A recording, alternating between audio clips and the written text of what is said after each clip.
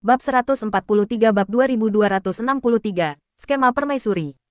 Aku benar-benar tak kenal ampun, dan benar-benar kacau. Berjalan mondar-mandir tanpa henti di aula yang diperkuat, Xiao Mo benar-benar hancur karena gugup, tanpa henti menyeka keringat dingin dari dahinya.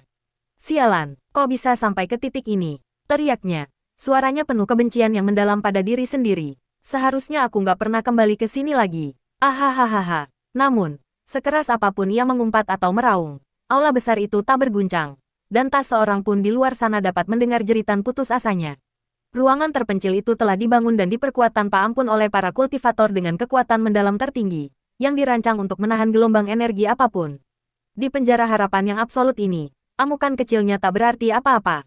Berjalan mondar-mandir, Xiao Mo memulai proses menyakitkan untuk menyatukan kembali titik-titik waktu di mana hidupnya menjadi sangat salah. Saat itu, ketika konvensi Dewa Mendalam legendaris yang kacau balau mengakhiri babak penyisihannya, dan setelah didiskualifikasi sepenuhnya karena berada di peringkat terbawah, Xiao Mo langsung diteleportasi keluar dari alam Dewa Surga Abadi. Seperti yang telah ia katakan kepada Kaisar Yunce, ia segera memulai perjalanan panjang dan sulit kembali ke satu-satunya tempat yang benar-benar dirindukan hatinya. Butuh waktu sekitar 1 tahun bagi Xiao Mo sejak meninggalkan wilayah ilahi timur untuk akhirnya mencapai rumahnya yang jauh, sebuah wilayah bintang kecil dan terpencil yang terdiri dari beberapa planet tak bernyawa, dengan satu pengecualian penting, planet yang disebut Bumi. Dewiku, cinta sepanjang hariku, maafkan langkahku yang tersesat.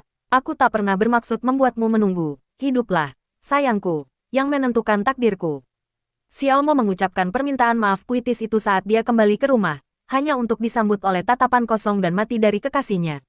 Kau masih punya waktu untuk berpuisi, ya? Suara wanita itu bergetar, dan dengan kecepatan yang mengerikan, tangannya terulur ke arahnya, menyampaikan hukuman yang tak terelakkan dan mutlak.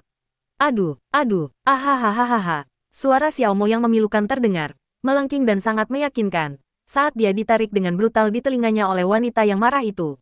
Sayang, tolong dengarkan aku ahahaha. Ahahaha, Xiao Mo mulai memohon, tubuhnya sedikit melompat, namun, jari-jari wanita itu, yang menarik telinganya, semakin menegang saat ia langsung menyadari perubahan yang jelas dan halus dalam teriakannya, ia jelas-jelas berpura-pura kesakitan. Apakah alam dewa yang mendalam itu menyenangkan? Kau pergi selama setahun lebih dari yang seharusnya. Raungnya, menarik telinganya lebih dekat. Amarahnya tak terkekang oleh kebutuhan akan kekuatan yang mendalam. Tidak, sayang, itu bukan ahahaha. Teriak Xiao Mo, mengerahkan segenap upaya untuk berpura-pura. Ironi terbesarnya adalah ia memang benar-benar tak tersentuh, selama perjalanannya yang melelahkan kembali dari alam dewa mendalam legendaris. Berkat sumber daya kultivasi yang melimpah yang dianugerahkan kepadanya oleh guru leluhurnya. Ia telah melampaui batasnya di alam kesengsaraan ilahi dan berhasil mencapai alam roh ilahi bahkan sebelum menginjakkan kaki kembali di bumi. Namun, bahkan jika ia mengesampingkan kultivasinya yang tinggi, meskipun ia baru berada di alam mendalam pertama, kenyataannya adalah bahwa wanita di hadapannya, tanpa kekuatan yang mendalam, sama sekali tidak mampu menyakitinya. Namun, cintanya padanya mutlak, dan pemahamannya tentang sifatnya sempurna. Ia menikmati ritual kemarahan yang benar ini, dan ia dengan senang hati menyediakan pertunjukannya. Wanita itu adalah istrinya, satu-satunya istrinya, dan ia tidak akan pernah menukar cintanya dengan kekuatan mendalam belaka. Interogasi dan tarik-menarik telinga terus berlangsung selama 1 jam penuh. Akhirnya, wanita itu melepaskannya. Amarahnya mereda sepenuhnya saat ia perlahan meraih dan menciumnya. Aku sangat merindukanmu. Terima kasih. Sudah sampai dengan selamat, sayang. Akhirnya, cinta yang telah lama dinantikan pun terjawab. Waktu berlalu dengan cepat. Xiao Mo dan istrinya pun memasuki kehidupan pernikahan yang bahagia dan penuh kasih.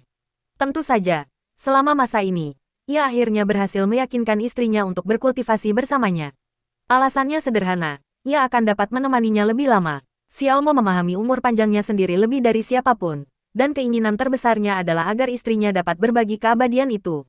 Meskipun kemajuannya lambat, selama dekade terakhir, dunia mereka sempurna, hingga suatu hari, langit planet bumi mereka yang kecil dan sempurna tiba-tiba berubah gelap. Tidak, kegelapannya jauh lebih besar, karena seluruh alam bintang kecil itu sendiri tiba-tiba diselimuti bayangan. Xiao Mo, yang berhasil naik ke alam Raja Ilahi berkat sumber daya yang tak terhitung dari guru leluhurnya, langsung merasakan energi mengerikan yang menyebar luas turun ke rumahnya. Hari berganti minggu, dan tak lama kemudian, seluruh penduduk dunia mulai merasakan dampaknya yang mendalam. Gelombang kemarahan yang tak terjelaskan dan kebencian yang membara membuncah di hati semua makhluk hidup. Perang pun meletus secara spontan antar bangsa dan antar manusia, bahkan antar hewan dan makhluk hidup dari segala jenis. Akhirnya, Xiao Mo tak bisa lagi berdiam diri. Ia terpaksa turun tangan, menggunakan kekuatan Raja Ilahinya yang dahsyat untuk seketika membekukan dan menahan semua makhluk di bumi dalam keadaan statis. Dengan hati yang berat dan pilu, ia meninggalkan bumi sekali lagi, bertekad untuk menemukan akar penyebab kerusakan kosmik tersebut. Seperti sebelumnya, ia berjanji kepada istrinya bahwa ia akan segera kembali, meninggalkannya dengan persediaan sumber daya kultivasi yang melimpah. Semakin jauh ia melangkah, semakin mengerikan energi ganas yang ia rasakan. Ia bahkan merasakan pikirannya sendiri yang terdalam dirusak oleh emosi yang kasar, beracun, dan penuh kebencian. Berkat artefak pelindung gurunya, ia akhirnya dapat kembali dengan selamat mencapai inti alam dewa, wilayah ilahi timur. Namun, saat ia menyelidiki dan mencari jawaban, kebenaran, kengerian terbesar dari semua legenda, akhirnya terungkap. Sialan, sialan, sialan, bersembunyi di gua sederhana yang dibangunnya dengan tergesa-gesa, Xiao Mo mengumpat, cadangan energi mendalamnya menipis drastis. Hidupnya terasa seperti disambar petir di depan matanya. Ia sangat menyesal pernah kembali ke alam dewa. Kini ia mengerti dengan kejelasan yang mencekam bahwa tak ada harapan lagi. Kultivasinya, bahkan diperkuat dengan metode uniknya, sama sekali tak cukup untuk mengubah apapun. Meskipun seni ilahi yang diajarkan oleh gurunya telah memungkinkan kekuatan tempurnya jauh melampaui orang lain pada level yang sama, melawan kekuatan absolut para dewa iblis, keterampilan uniknya tidak ada artinya. Tidak ada harapan sama sekali. Leixin, sepertinya, aku takkan bisa pulang. Gumam Xiao Mo. Keputusasaan meremukkan jiwanya saat sosok istrinya melintas di benaknya. Saat ini, bahkan jika ia harus mati, satu-satunya keinginannya adalah pulang dan mati dengan tenang di sisinya. Membayangkan betapa kesepian dan putus asanya perasaan istrinya, membeku dalam ruang dan waktu, menyebabkan rasa sakit yang menusuk dan menyiksa di hatinya. Sama seperti penghuni alam dewa lainnya, dia juga diliputi keputusasaan total, teror yang tidak dapat dilepaskannya. Boom! Namun, keajaiban itu terjadi. Menjelang batas waktu terakhir yang mengerikan yang ditetapkan oleh makhluk legendaris itu, sebelum kehancuran alam dewa dan seluruh kekacauan primordial dapat dimulai, cahaya terang yang menyilaukan tiba-tiba muncul entah dari mana, menyelimuti segala sesuatu. Energi mendalam yang berat dan kuno langsung turun ke dunia. Xiao Mo, yang diam-diam berusaha menenangkan jiwanya dengan mendengarkan musik di ponselnya, salah satu dari sedikit lagu yang dinyanyikan istrinya sendiri untuknya, terbangun dengan terkejut. Seluruh tubuhnya mulai dengan liar dan dahsyat menyerap aliran energi mendalam yang kacau itu. Tak lama kemudian, kekuatannya melonjak dari alam raja ilahi hingga ke alam berdaulat ilahi. Tepat saat ia keluar dari gua persembunyiannya, berniat untuk mengamati keajaiban itu, ia berhenti. Sialan, lupakan saja, aku pulang saja, karena Dewa Iblis tampaknya tidak aktif. Ia mungkin sebaiknya kembali ke istrinya. Mengapa Dewa Iblis tidak menghancurkan dunia bukan lagi urusannya. Jadi, dengan headphone kesayangannya yang masih tersisa, ia hendak meninggalkan planet ini ketika ia bertemu dengan tuan tua yang ingin bertarung entah dari mana. Lebih buruk lagi, saat ia membela diri, keasikannya membuatnya lupa menyimpan headphone kesayangannya, yang mengakibatkan headphone itu hancur. Kebenaran yang lebih mengerikan lagi yang menghancurkannya adalah bahwa headphone itu adalah harta karun tak tergantikan yang dibuat khusus oleh istrinya sendiri untuknya. Dalam amarahnya yang membabi buta dan tak terkendali, ia menghajar habis-habisan sang guru tua dan pergi. Namun, tragedinya semakin parah ketika ia tiba-tiba bertemu dengan serangkaian kelompok yang tampaknya hanya ingin melawannya. Tanpa pilihan lain, ia mengalahkan mereka satu persatu, dan akhirnya, ketika amarahnya mencapai puncaknya, seorang lelaki tua lain, sosok berkekuatan tinggi, muncul, mengaku sebagai Raja Alam dari dunia bintang ini dan bahwa semua pertempuran itu berada di bawah komandonya untuk mengujinya. Semua yang kau katakan, Xiao Mo bahkan tidak peduli dengan kata-kata Raja Alam. Kata, semuanya, saja sudah memicu ledakan amarah yang dahsyat.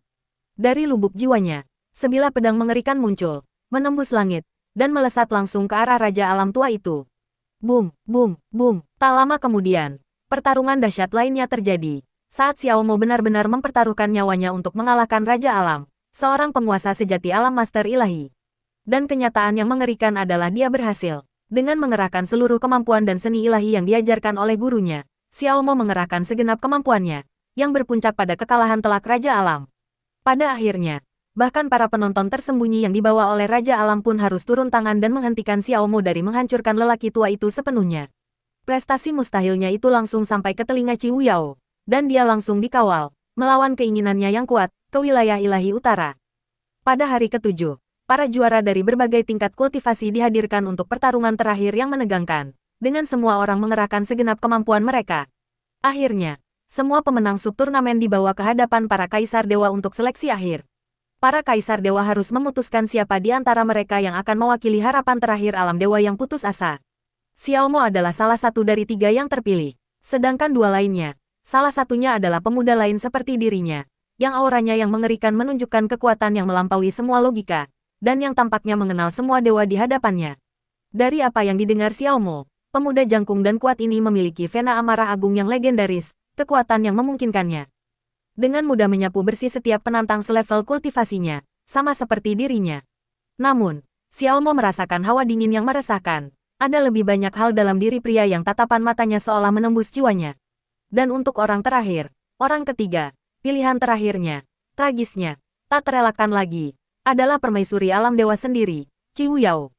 Berkat kekuatan penyembuhan ajaib Yungu, semua luka yang diderita ketiga juara itu segera sembuh. Tak seorang pun terpikir untuk menyimpan sumber daya atau menyembunyikan satu pil pun. Semua orang, mulai dari kaisar dewa yang baru naik tahta hingga penyembuh paling rendah, bekerja sama untuk satu tujuan, bertahan hidup. Namun, entah bagaimana, Xiao Mo, yang kultivasinya paling pendek di antara mereka bertiga, merasakan disonansi yang mendalam dan mengerikan. Ada sesuatu yang sangat ganjil, tetapi ia sama sekali tidak bisa menemukan anomali itu saat ia mondar-mandir dengan gugup. Besok adalah hari di mana ia akan menghadapi makhluk mengerikan yang dikenal sebagai Dewa Iblis. Ia hanya bisa berdoa agar ia selamat. Kakakku mohon, kau harus ikut denganku. Di dalam salah satu dari sekian banyak istana suci alam pencuri jiwa, suara memohon Mu Bingyun terdengar. Tubuhnya gemetar saat ia memohon pada sosok di depannya. Bingyun, aku benar-benar tidak bisa. Bantah Mu Suanyin sambil menggelengkan kepalanya pelan. Ia memeluk adik perempuannya erat-erat, menyeka air mata dingin yang mengalir di wajah Mu Bingyun tanpa ampun. Agar ada kesempatan untuk esok, aku harus tetap tinggal. Apakah sungguh tidak ada jalan lain? Tanya Mu Bingyun. Suaranya bergetar karena putus asa yang amat dalam. Mungkin, tapi saat ini, inilah satu-satunya harapan yang dimiliki seluruh alam dewa. Bisik Mu Suanyin, perlahan melepaskan diri dari adik perempuannya. Jadi kumohon, jika memang ada hari esok, hiduplah dengan baik untukku. Dengan perintah terakhir yang memilukan itu, sosok Mu Suanyin lenyap dalam kilatan cahaya putih yang cepat sebelum air matanya sendiri sempat jatuh dan disaksikan Bingyun. Tubuh Mu Bingyun yang sudah sangat lemah, perlahan-lahan terjatuh ke lantai istana yang dingin. Gedebuk, dengan tubuh gemetarnya yang ambruk, Mu Bingyun mati-matian berusaha untuk menggenggam aura yang masih melekat pada kakak perempuannya. Namun yang tersisa hanyalah udara dingin dan kosong. Dia, sungguh tak berguna ketika saat terakhir tiba. Dia tak bisa berbuat apa-apa.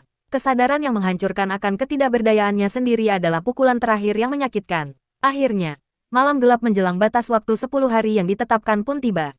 Di bawah selimut kerahasiaan yang dingin, ribuan bahtera mendalam diam-diam terangkat dan meninggalkan alam pencuri jiwa yang terkepung. Setiap orang yang hadir di bahtera mendalam tampak terguncang. Banyak yang telah diperintahkan langsung oleh tuan mereka masing-masing untuk segera pergi. Mereka tidak tahu detailnya. Tetapi nada bicara tuan mereka yang tegas dan final memberitahu mereka bahwa sebuah peristiwa besar dan dahsyat pasti akan terjadi besok. Meskipun beberapa orang mempertanyakan kebisuan tuan mereka, dan yang lainnya, sama sekali tidak yakin mereka akan selamat melewati hari esok, memohon untuk tetap tinggal dan menghadapi saat-saat terakhir mereka bersama. Permohonan mereka ditolak. Pada akhirnya, mereka mendapati diri mereka benar-benar diusir oleh tuan mereka, diperintahkan untuk pergi dengan dekrit agung berupa pengorbanan penuh kasih yang tak tergoyahkan. Satu-satunya harapan tuan mereka adalah armada yang berangkat akan membawa satu kenangan yang masih tersisa dari alam dewa ke dalam kehampaan. Dua sosok, keduanya pria tua, berdiri dalam keheningan yang sunyi. Tatapan mereka tertuju pada langit tempat ribuan bahtera mendalam dengan cepat larut ke dalam kehampaan hitam di atas alam bintang pencuri jiwa. Keduanya justru yang tertinggal, dua dari kaisar dewa yang masih tersisa. Tianqi tua, apakah kau merasakan sesuatu yang sangat aneh? Sebuah suara yang dipenuhi teror tak terucapkan terdengar. Yang berbicara adalah Kaisar Dewa Mikro Ungu, Ziwei Haoshen, berbicara kepada sekutu lamanya yang menatap langit dalam diam. Keheningan yang terjadi setelahnya terasa berat, syarat dengan beban rahasia kosmik dan malapetaka yang akan datang. Haoshen tua, apakah kau benar-benar berpikir tindakanku baru-baru ini sangat salah? Setelah keheningan yang panjang dan menyiksa, Kaisar Dewa Xuan Yuan Tianqi, akhirnya berbicara. Pertanyaannya bukanlah sebuah jawaban, melainkan sebuah pengakuan yang menyakitkan.